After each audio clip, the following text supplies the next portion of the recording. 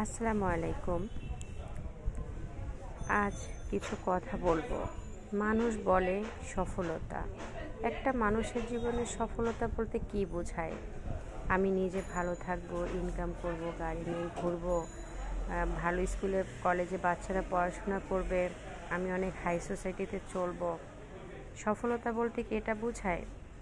অনেকের ধারণা এইরকম, বাট আমার মতো আরও অনেকের চিন্তা সেটা হলো আমি ঠিকঠাক মতো চলবো, আলহামদুলিল্লাহ আমি যে পরিশ্রম করে নিজের জায়গা তৈরি করব এবং আমার আশেপাশে যেই সকল দুঃখী কষ্টে পড়া মানুষ আছে বা আমার যে একটু কম সুবিধার মানুষ আছে তাদের জন্য কিছু কাজের ব্যবস্থা করব, কাজ শিখাবো, তাদের অন্ন বস্ত্র বাসস্থানের চিন্তা ভাবনা করা, এটাকে নিজের সফলতা আমি মনে করি।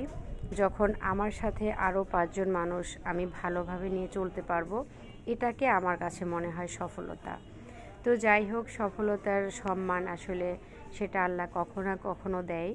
তো কম বেশি জীবনে আমি ওরকম সফল কেউ না, আমি খুব অতি সাধারণ একজন খেটে খাওয়া মানুষ। তারপর আমি চেষ্টা করি বা করেছি বা করে যাচ্ছি আশেপাশে যারা আছে তাদেরকে নিয়ে ভালো কিছু করার, হাতে হাত রেখে আমরা একসাথে পথ চলার।